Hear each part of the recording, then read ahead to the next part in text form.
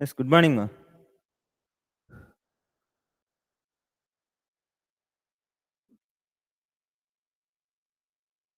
In the last class, we have seen in last two classes, we are seeing this deadlocks and what are the conditions to occur deadlock. Necessary conditions are mutual exclusion, no preemption, hold and wait, circular wait.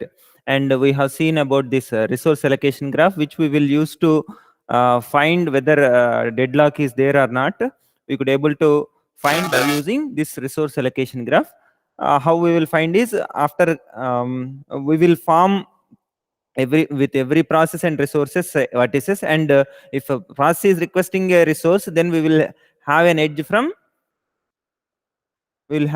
from process to resource like this. If a request is held by a process, we will be having a assignment edge like this. Okay, this is the request edge and this is the assignment edge. Okay, if we have a cycle, then there may be a chance to have a deadlock. Okay, there is a chance to have a deadlock.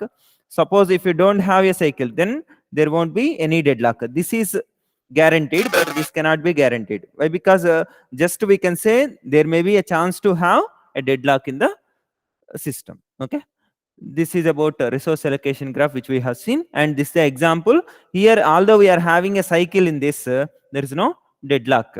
So this the from this what we can say is, if no cycles, then no deadlock. If a cycle exists, then if only one instance per resource is there, then there will be a deadlock. If several instances present for a resource type, then there is a possibility of a deadlock. We cannot guarantee that there exists a deadlock. Okay. Yeah. Am I audible, ma? Yes. Please respond. Someone.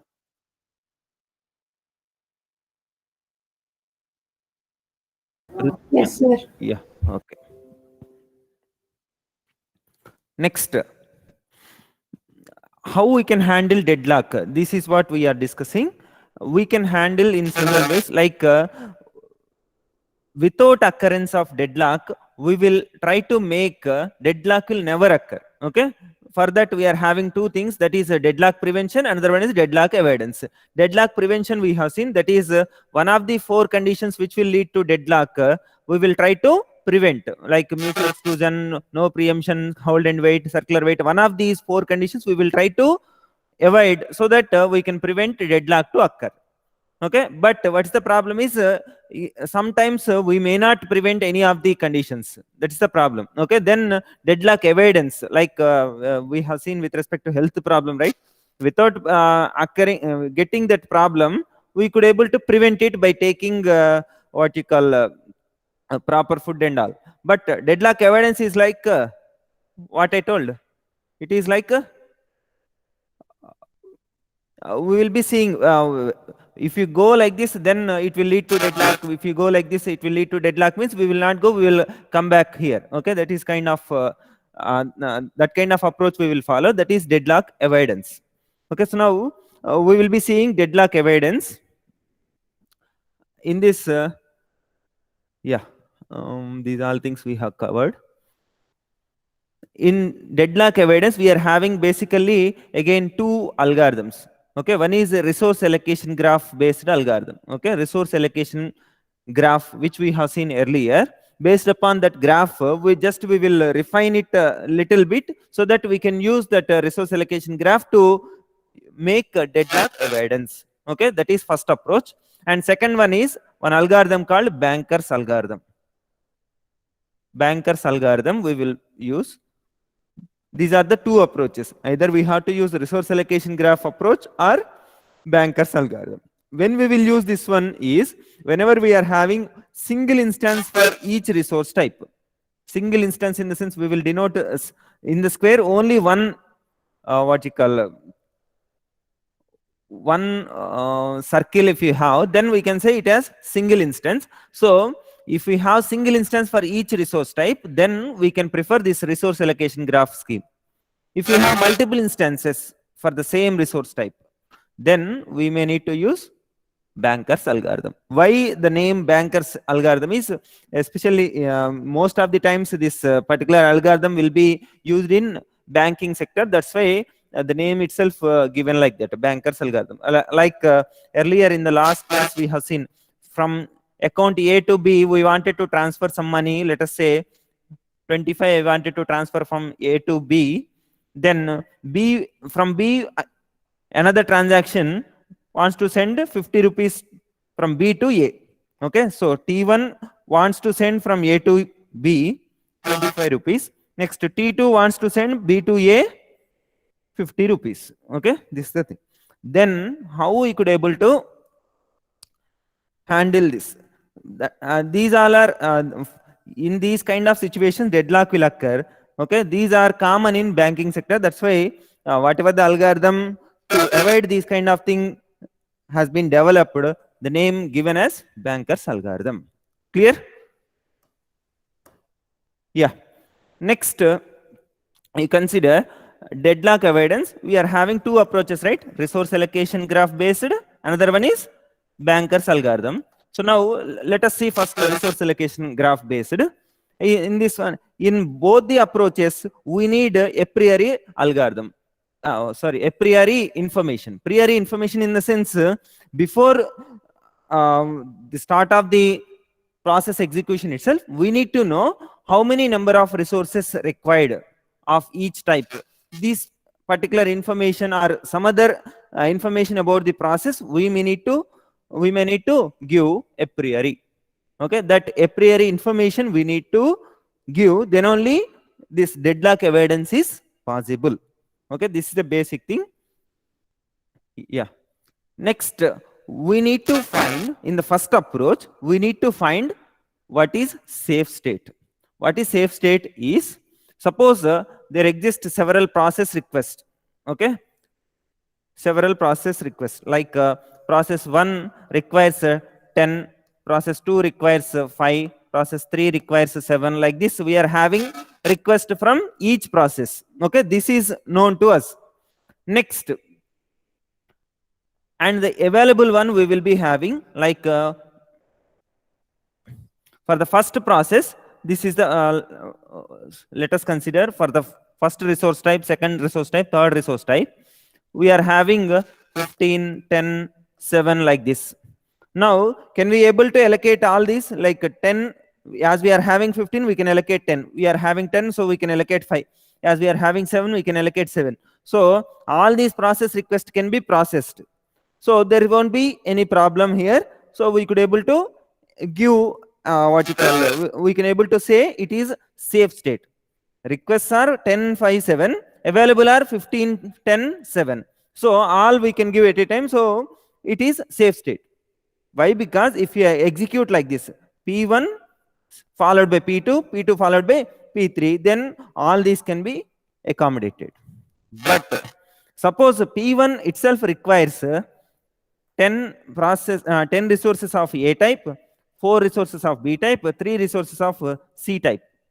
And similarly, P2 also requires 5 resources of A type, 5 resources of B type, 5 resources of C type. Then 3, 7, 3 for P3. Okay, like this, every process requires some number of resources of A type, some number of resources of B type and C type. Then it may lead to deadlock. Why? Because some will be held by process 1, those will be and process 1 requires some more, and those may not be available, so it may need to wait for P2, and P2 holds something and it may need to wait for P3, and P3 holds something and it will be waiting for P1. So it is like a circular waiting, hold and wait. So it will lead to deadlock. So what is safe state is, if there exists a sequence P1, P2, P3, so on, Pn, like this. Okay, not only in especially in this sequence, we can have like P3, P4, then P1 or P2, like this. We can have some sequence of process, and we will say this sequence as a safe state. Okay, system is in safe state if there exists a sequence such that every process, like all the process in the system, such that for every PI, resources that PI can still request can be satisfied by currently available resources plus resources held by all the pj. Like suppose you consider p2, okay, p1, p2, p3, we are having a sequence like this. Now if p3 require what you call resources, okay, required resources can be satisfied with whatever the resources held by p1 and p2, then it is safe state. For every pi, it should be satisfied.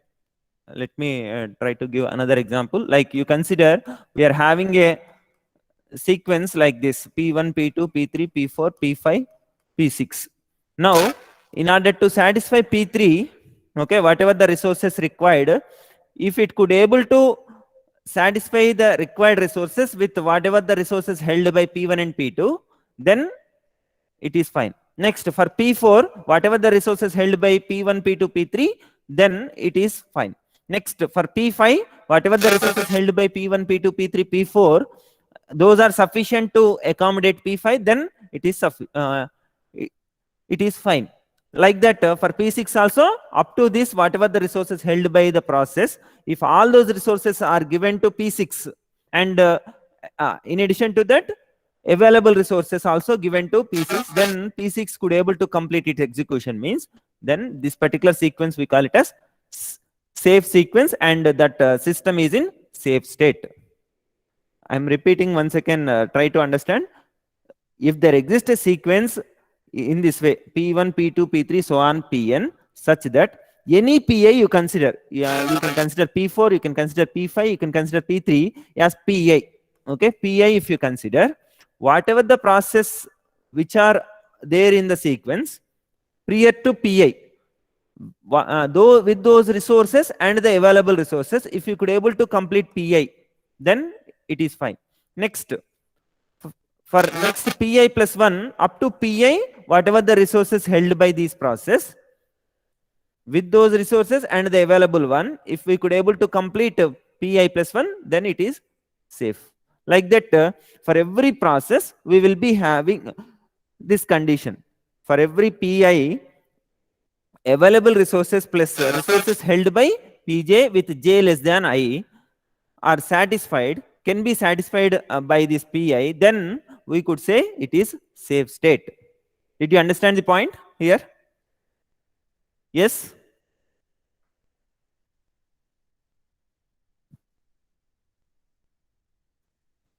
Yes, it is clear, ma? Shall I need to repeat?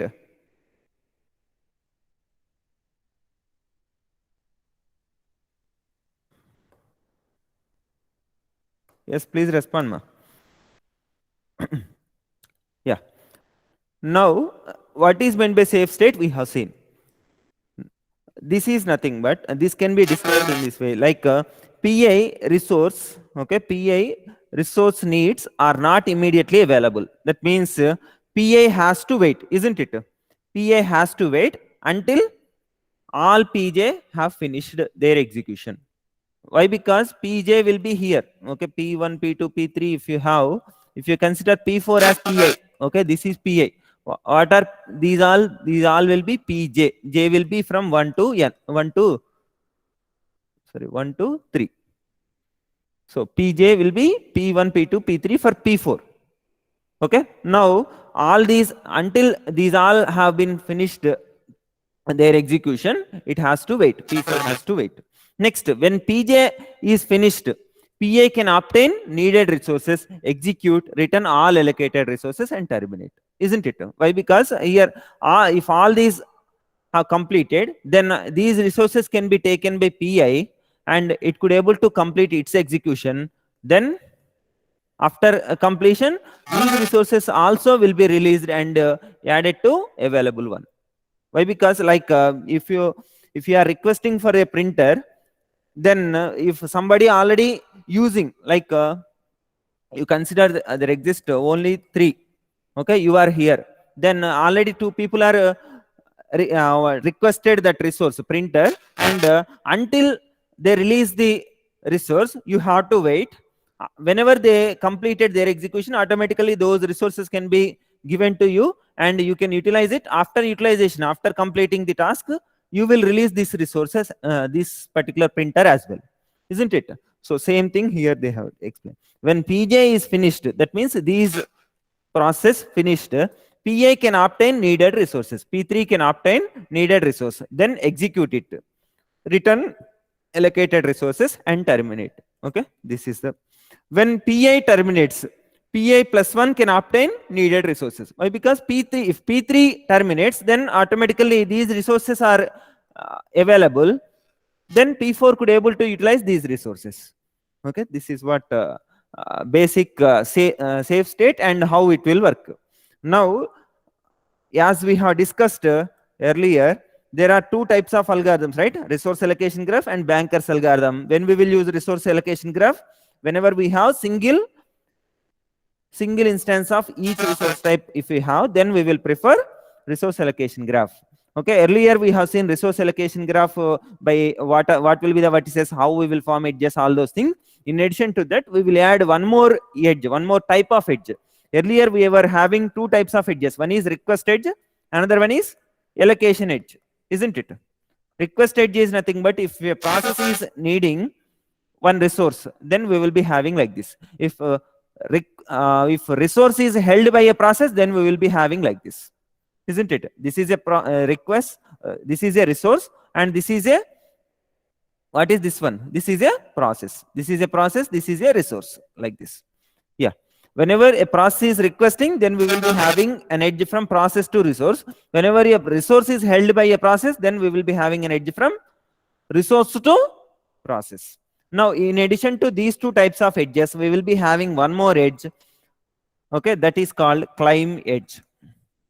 We will be having one more edge, that is climb edge. When we will be having climb edge is, suppose a process is there. Okay, process we will denote by using circle. Now, and it may in future, this process may request this particular resource. Okay, suppose this process is requesting this resource, means we will be having this kind of edge, that is request edge. But in future it may request, means we will be having dotted edge like this. This is called climb edge. Climb edge in the sense, this process may request this particular resource in the future. Okay, it may request. That's what climb edge. Now, what is the necessity of having that climb edge? We will be seeing now.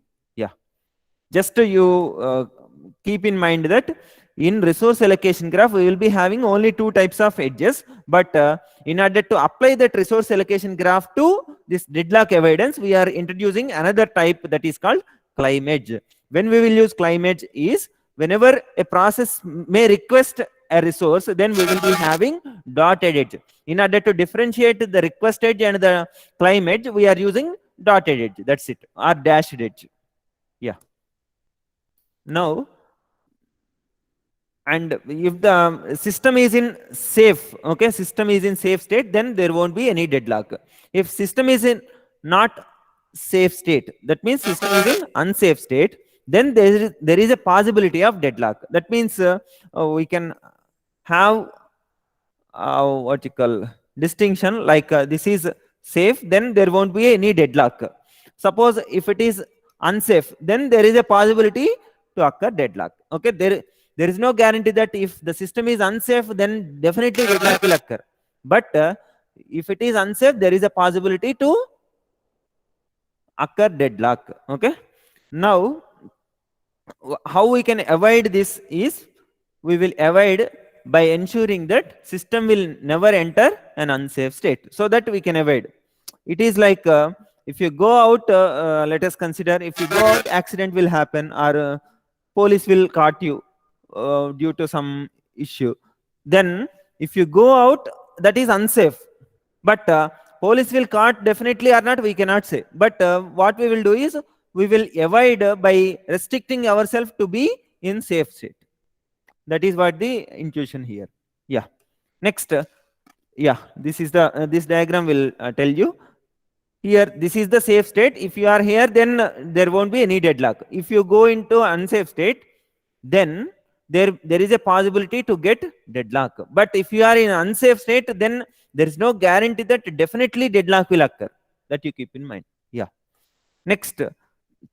Yeah, this also we have discussed. Whenever we have single instance of a resource type, then we will use resource allocation graph. Whenever we have multiple instance of a resource type, we will use Banker's algorithm. Now let us see this resource allocation graph scheme. In this climb edge indicates from process to resource, indicated that process Pj may request resource Rj. Okay, that will be represented by using dashed line. In addition to two types of edges which we have seen earlier, like request edge, allocation edge, we will be having third type of edge, that is called climb edge. That is also from process to resource only, but earlier we were having solid edge, but in order to represent this climb edge, we will be using dashed line. Yeah. Next, how this particular climb edge will convert is like, suppose you consider we are having a process and a resource. It may request in the future this process may request this resource, may request in future. Then we will be having this kind of thing. Whenever it requests, then this will be changed to solid line. Try to understand the thing. In general, process may request means we will be having dotted edge, dotted dashed line. But if it requests actually, then we will be having solid line. Next, whenever it has been allocated, like this resource is allocated to this process, then this will be converted to allocation, in the sense assignment edge. This will be converted to assignment edge, you can see. See, these points are there here. Climb edge converts to request edge whenever a process requests a resource. In general, we will be having climb edge. That means this process may request this resource. Whenever it requests, then we will be having request edge. That means a solid edge. Next, request edge converted to an assignment edge whenever a resource is allocated to the process. Suppose this resource is allocated to this process, then this will be converted to assignment edge. What is the difference? The arrow will be changed like this. Instead of this one, we will be having, yeah, we will be having like this. So this is request edge will be converted to an assignment edge whenever resource is allocated to the process. Next, whenever a resource is released by this process, then again it will be, this assignment edge will be converted to climb edge. That means in the future it may take it. So this will be converted to climb edge again. Okay, this is the setup in a resource allocation graph scheme. Now, how we can avoid deadlock is, this is quite interesting. See, now here two resources we are having, R1 and R2. How many instances we can have here? Can we have two resources, two instances? No. Why? Because resource allocation graph will work only when we have one instance for each resource type. Next, resource 1 is held by P1, resource 2 and resource 1 is that's it. Resource 1 is held by P1 and resource 2 not held by any vertical process, and P2 is requesting R1. At the same time, P1 may request R2, may request, try to understand, P2 has requested already, but P1 may request R2. Similarly, P2 may request R2. That's why we are having here climb edges. Here also climb edges. Okay. Now you consider P1 has requested, okay, after this state, P1 has requested, then what will be the state? We will be having like this. Here we will be having P1, R1, then here P2, then P2 has requested R1. Now I am adding one more thing. P1 has requested R2. P1 has requested R2. That means this dashed line will be changed to solid line. Next, P2, R2 is held by P2. Let us consider. R2 is held by P2. Then we will be having like this. It is forming a cycle, isn't it? It is forming a cycle. Whenever we have a cycle, we will not give this request. Okay, we will not allot that request, then we will restore the state back. Okay, that you can see in the next one. See here, whenever we are having R1 with P1, and for R1 P2 is requesting, and R2 is allocated to P2, and P1 is having the chance that P1 may request R2. Now it is forming a cycle.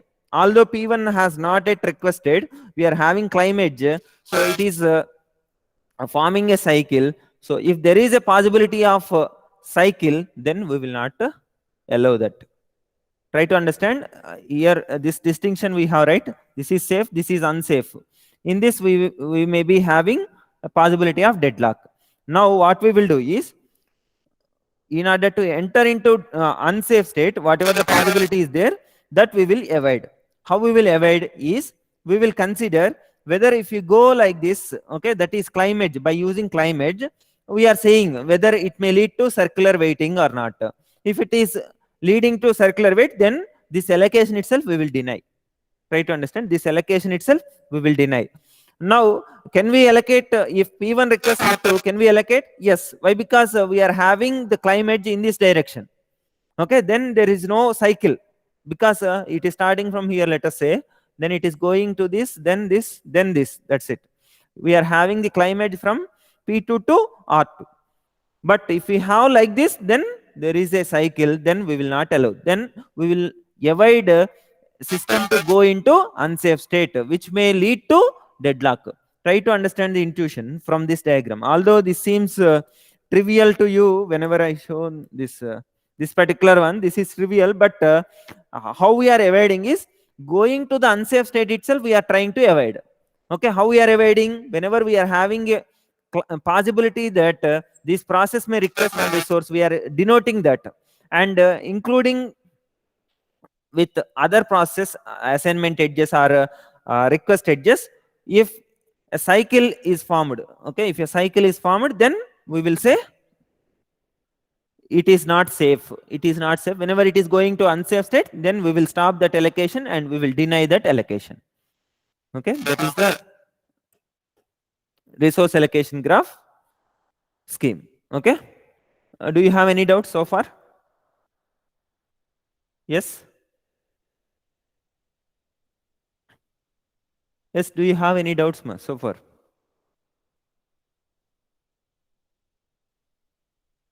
Is it clear?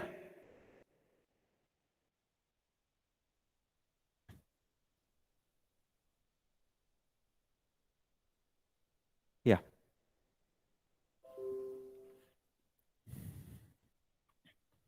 So this is the algorithm. Suppose process PA requests a resource RJ. Okay. Process PA requests a resource RJ. Request can be granted only if converting request edge to an assignment edge does not result in the cycle. Okay. In the resource allocation graph, what we will do is, whatever the request edge we have, if you convert that to assignment edge, if that does not form a cycle, then we will allow.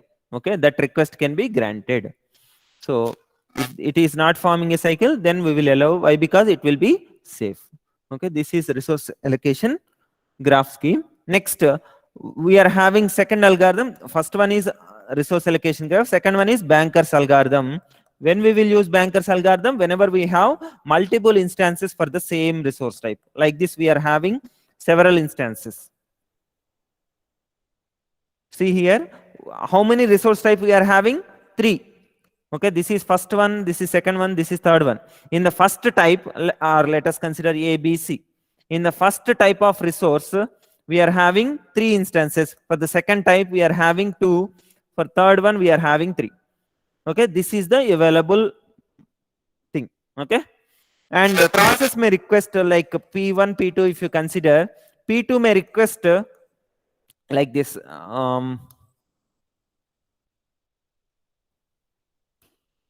Just a second. Yeah. Yeah. P2 may request like this. A, B, C. P1 may request 1, 0, 2, and P2 may request 2, 0, or 2 1 2. Okay, this may be the request. That means P1 may request A of type 1, B resource of type 0, next C resource, how many instances? 2 instances. Next, similarly, P2 may request 2 instances of type A, 1 instance of B, 2 instances of C.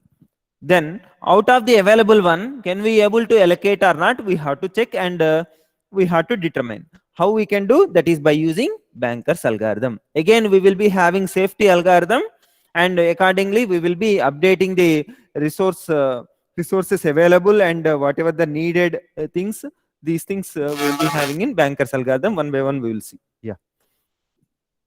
Now, when we will prefer Banker's algorithm, as we have mentioned, whenever we have multiple instances for each resource type. Okay, if for each resource type, if we have multiple instances, then we will prefer Banker's algorithm. Next, each process must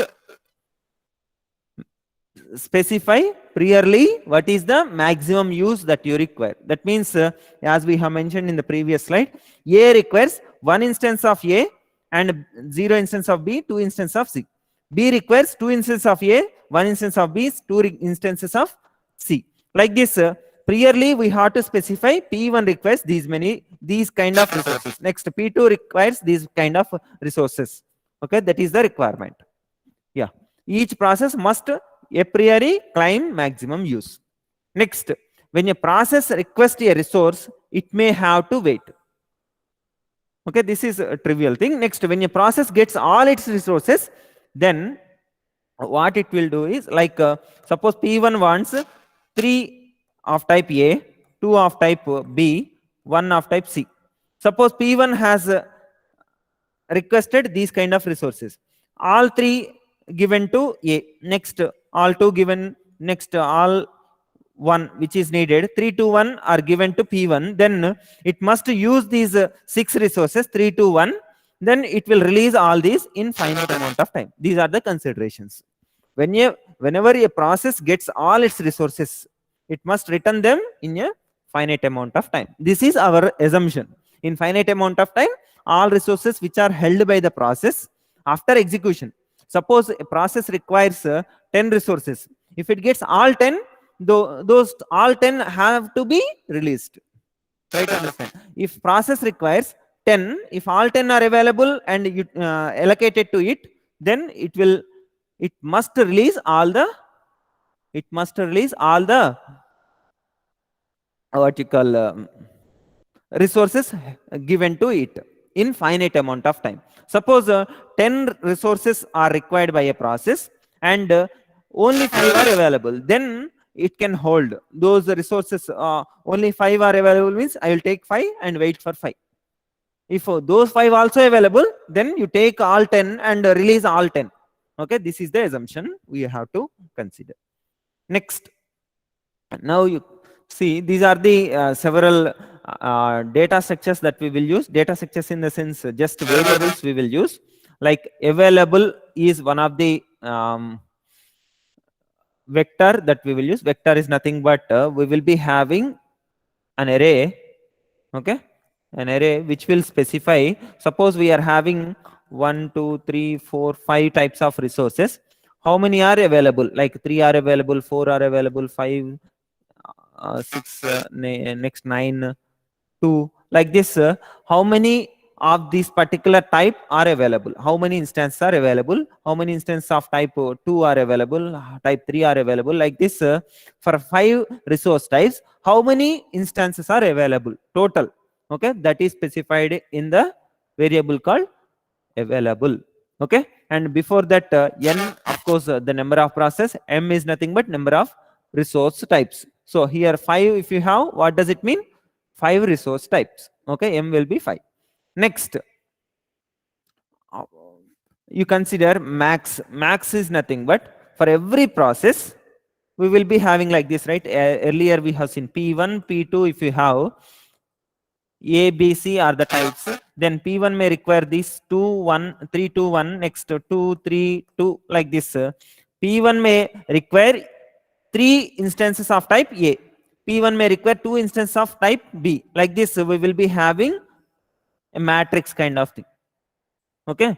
So P1 A is 3, P1 B is 2, P1 C is 3. Like this, we will be having matrix, n by n matrix. N by m in the sense how many rows? Number of processes. That is nothing but n. And number of columns will be how many types of resources that we have. That will be number of columns. That's why n by m matrix. And max of I comma j equal to k in the sense ith process, that is Pi, requires jth resource, that is Rj. Okay, Rj type of resource. How many it requires? K number of resources required. That is the meaning of max max of Ij equal to k. Like you consider P1, we have P1B in the sense P1 requires B type of resources. How many instances? 2 instances. Okay, this is what max. Next, allocation in the sense P1 might be allocated with some resources like one of type A, one of type B, one of type C, let us say.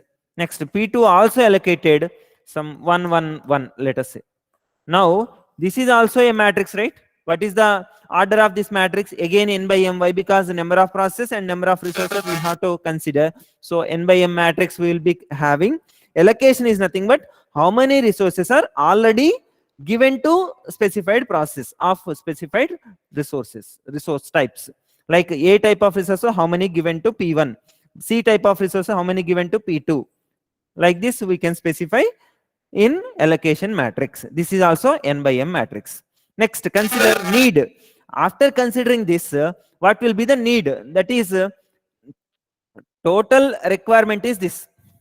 Try to understand total requirement, that is maximum requirement is this. Next, allocated is this.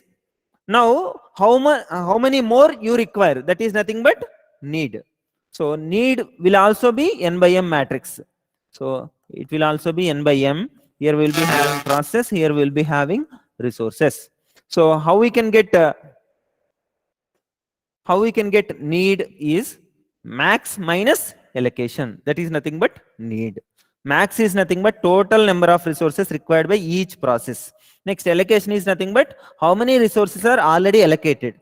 Now what are the resources which we require more is nothing but max minus allocation. Is this clear? These are the basic things that we need to know in order to see what is a safety algorithm and how we can frame this Banker's algorithm from it. Is this clear so far? Yes?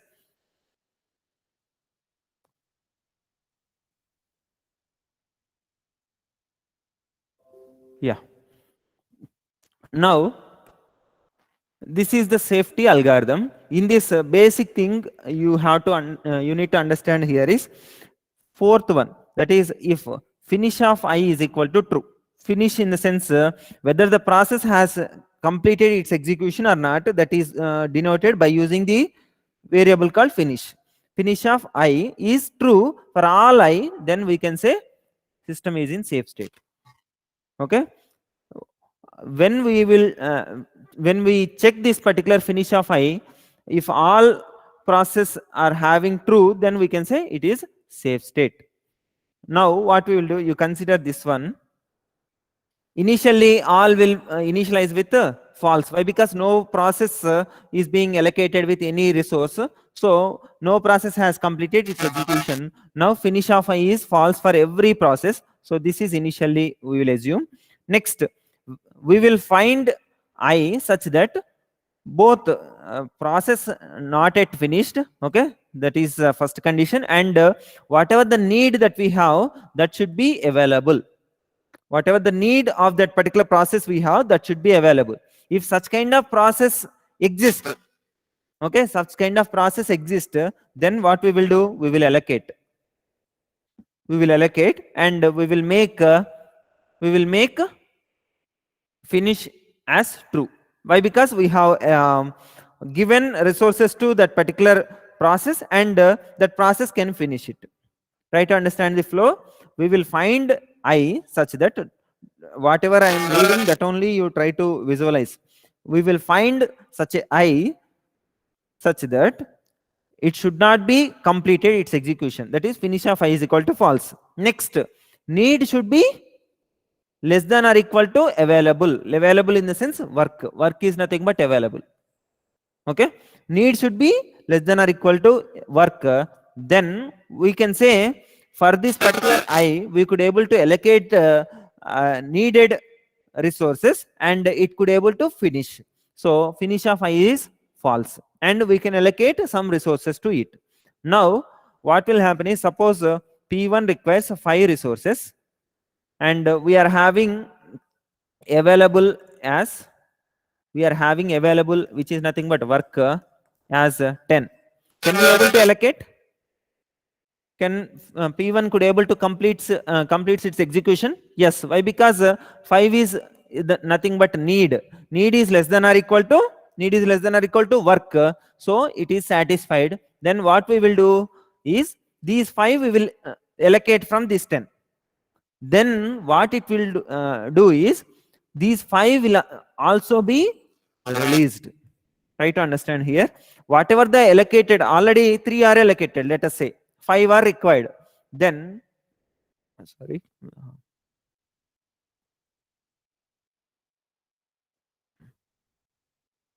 Yeah.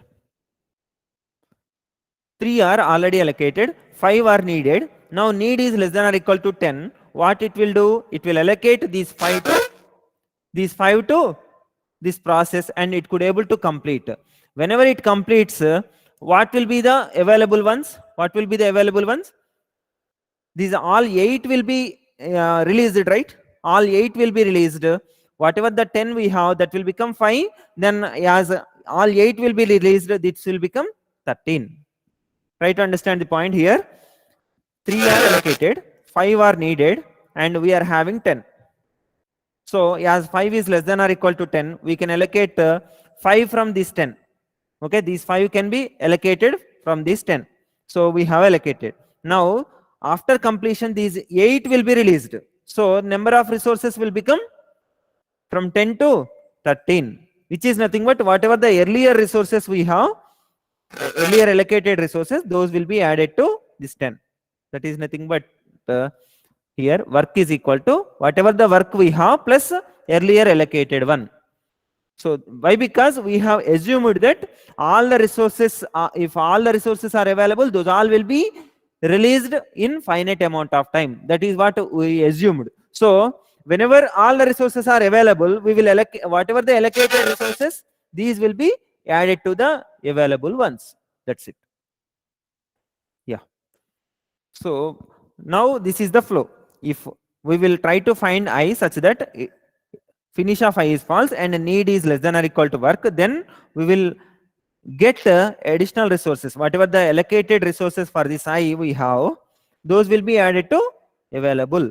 Available is nothing but work. And finish will be true and we will go to step 2.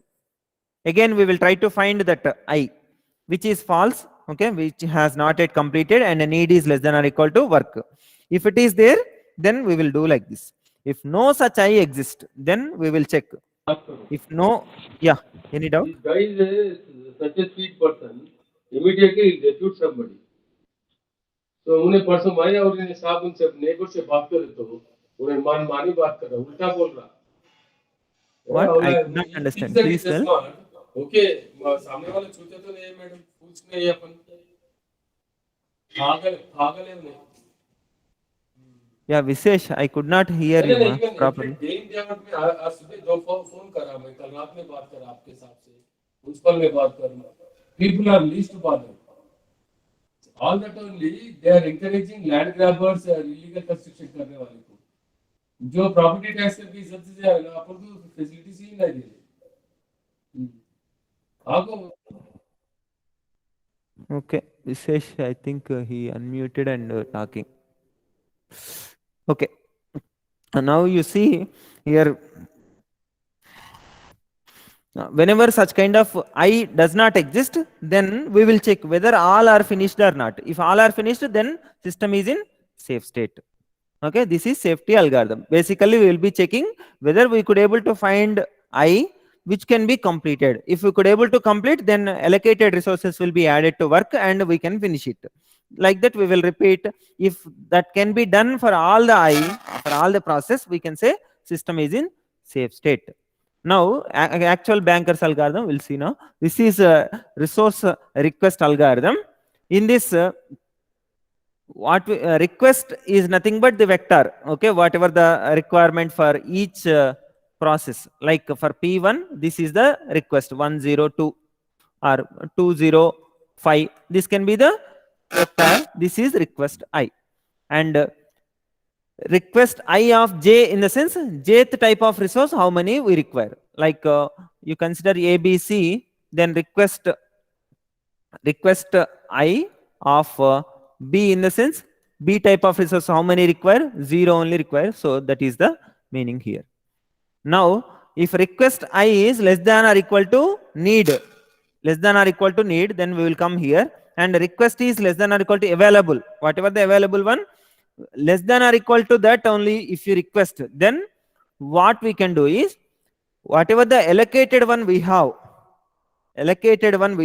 those will be added to already available one. Try to understand. If request is less than or equal to available, then it will come to third step, and available will be decremented. Why? Because we are allocating that particular resource. Next allocation will be incremented. After that need will be decremented. Why? Because we are allocating some resources, automatically need will decrease. Like 5 are required, then 3 we are allocating, so need will be 2. Like this need will be updated. Next allocation, already 3 are there, we are allocating 2 to this, then it will become 5. That means allocation equal to allocation plus request. Next available are, let us say 7 are available, and suppose we are allocating here 2 here, so it will become 5. So available we have to decrement, and allocation we have to increment, need we have to decrement. Okay, these things we will do. And if it is safe, then the resources are allocated to PA. If this particular allocation, okay, we will see after this if this one is safe or not. Okay, how we can check safe or not? This particular one we will apply. Okay, if it is safe, then we will be allocating. Okay, if it is unsafe, then that particular process must wait, and the resource allocation state is restored. That means whatever the earlier state that we have, that particular state will be restored. Why? Because this allocation is not safe. That's why we will be making the process to wait, and earlier state only we will restore. That is Banker's algorithm. In short, I will try to repeat. Why? Because it is very, very important algorithm. Banker's algorithm. Even in company interviews also they will be asking what is Banker's algorithm. Then you should be in a position to say, see here, from this step if you understand, that's fine. Request is less than or equal to available, then we will check. Now we could able to allocate. So if we allocate, this will be the state. Whether this state is safe or not, we will check. If it is safe, we will allocate. Otherwise, whatever the updations we pretend, that updations we will restore, and we will make process to wait. That's it. In 1 or 2 sentences, if you need to say Banker's algorithm, we will check whether request is feasible or not. Request is feasible or not. If it is feasible, then we will check after allocation what will be the state. Okay, after allocation, in the sense available will be decremented, allocated will be incremented, need will be decremented. These things. Then we will check this particular state is safe or not. If it is safe, we will allocate to process PA. If it is unsafe, then we will make process to wait, and we will restore the vertical earlier state. Okay, this is Banker's algorithm. In the next class, we will be seeing example related to this. Yeah, thank you, ma. Please enter your rule number in the chat box.